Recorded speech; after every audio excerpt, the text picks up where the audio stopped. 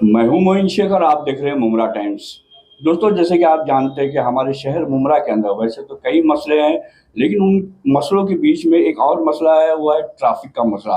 और ये ट्रैफिक आपको अच्छी तरीके से जानते हैं कि किस तरीके से हमारे शहर के अंदर ट्रैफिक जाम होता है।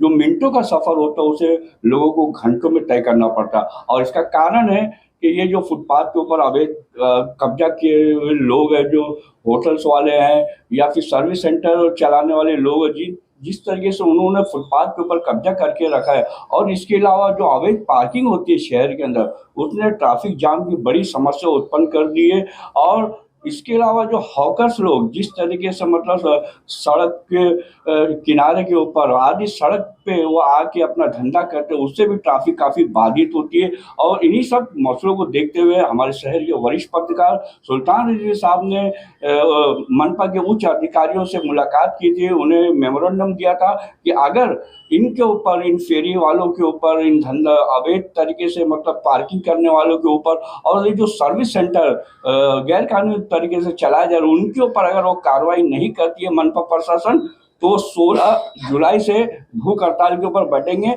मुमरा प्रभात समिति के सामने।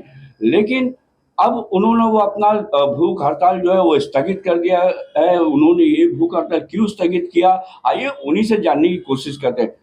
सुल्तान भाई, आपका स्वागत है हमारे चैनल मुमरा टाइम्स में।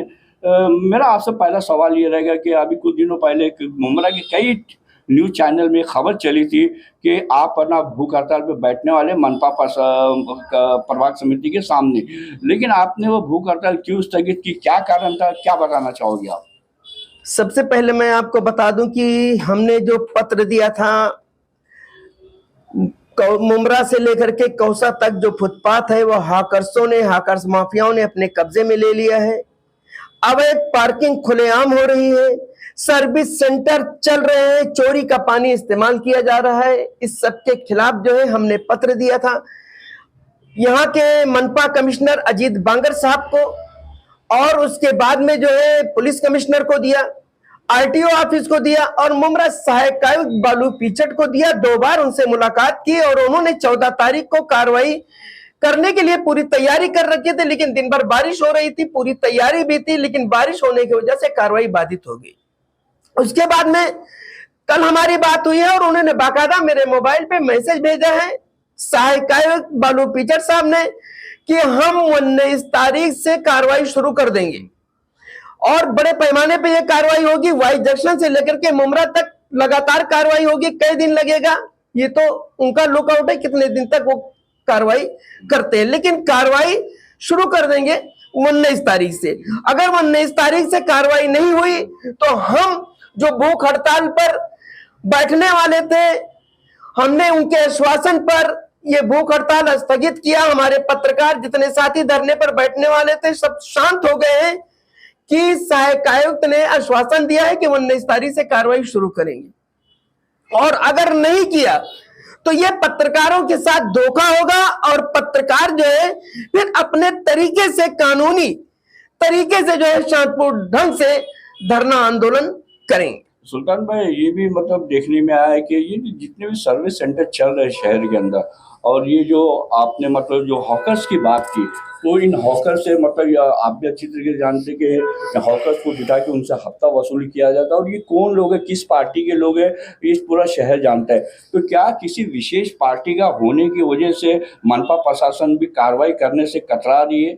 आपको क्या लगता है? हाँ, इसमें तो आपने बहुत अच्छी बात कही है, एक जड़ की बात कही है कि है ये जो हमारे शहर में लीडिंग पार्टी है, काफी प्रभावित है, उसके कार्यकर्ता हैं, और जब इन पर मनपा कार्रवाई करती है तो इनके नेता और पदाधिकारी इनको छुड़ाने के लिए पहुंच जाते हैं और इनके माल को छुड़ाते हैं। अगर इनके ऊपर पुलिसिया कार्रवाई होती है तो पुलिस स्टेशन पहुंच जाते हैं।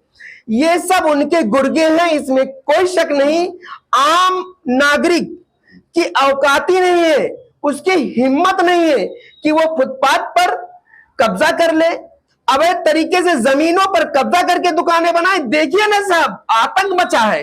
लोगों के सोसाइटी के सामने लोगों ने दुकानें बना ली हैं, आने जाने का रास्ता नहीं, जनाजा नहीं निकल पाता और लोग जो है दुकानें बनवा करके उसका भाड़ा खा रहे हैं। लानत हो ऐसे लोगों पर। और थाने मनपा के अधिकारी उसको जो है देख रहे हैं फिर भी कार्रवाई नहीं करते, क्योंकि उनका संबंध राजनीतिक से है।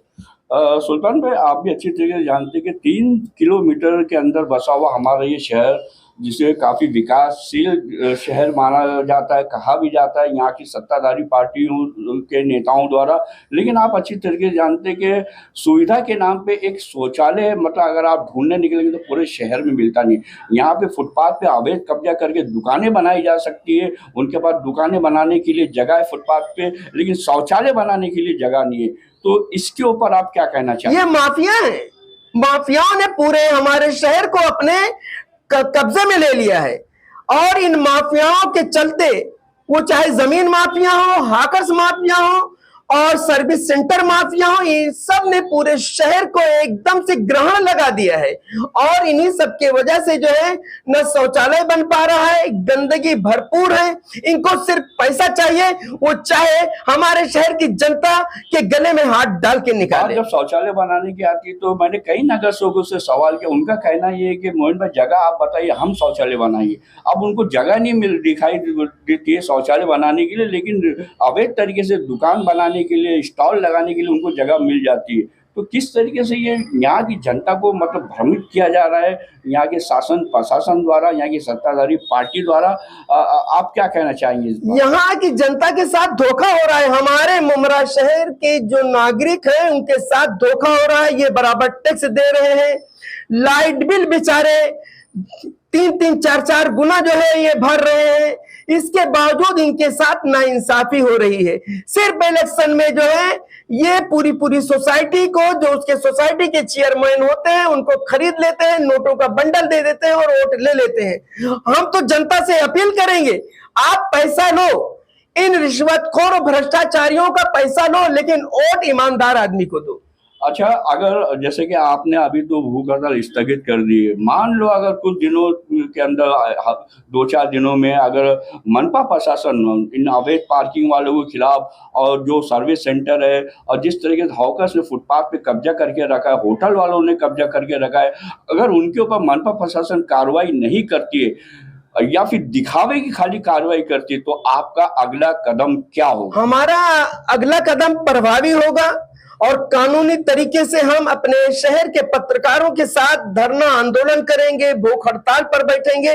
19 तारीख से इन्होंने कहा है कि हम कार्रवाई शुरू करेंगे।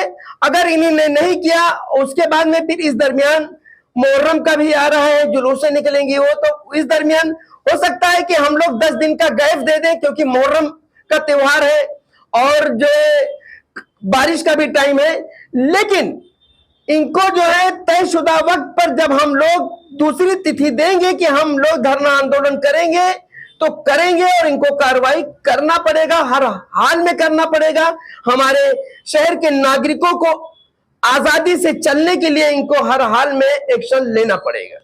तो दोस्तों, ये थे शहर के वरिष्ठ पत्रकार सुल्तान रिजवी साहब, जिन्होंने मोर्चा खोल दिया है। हम ये मोर्चा खोला है उन्होंने अवैध पार्किंग करने वालों के खिलाफ और अवैध सर्विस सेंटर चलाने वालों के लिए खिलाफ, और साथ ही साथ ये जो हॉकर्स है, हॉकर्स माफिया, उनके खिलाफ भी उन्होंने मोर्चा खोल दिया है। और उन्होंने शासन प्रशासन से ये गुहार लगाई है कि अगर मनपा प्रशासन इनके ऊपर मतलब गंभीर बड़ी कार्रवाई नहीं करता है तो वो खुद भूख हड़ताल पे बैठेंगे मनपा मुमरा प्रभाग समिति के पास, और साथ ही उनके साथ उनको समर्थन करने के शहर के सारे पत्रकार जो है वो वहाँ पे एकजुट होंगे। तो आप आइए देखते हैं कि क्या होता है आगे, क्या मनपा प्रशासन इन अवैध पार्किंग वालों के खिलाफ, अवैध सर्विस सेंटर वालों के खिलाफ और जो फुटपाथ पे जिन लोगों ने अतिक्रमण करके रखा उनके खिलाफ कार्रवाई करती है या नहीं करती है। अगर नहीं करती है तो सुल्तान रिजवी कब से भूख हड़ताल पे बैठेगी, इनकी ये भूख हड़ताल कितने दिन चलेगी, ये देखने वाली बात होगी। कैमरामैन रिजवान शेख के साथ मैं मोइन शेख, मुमरा टाइम्स के लिए।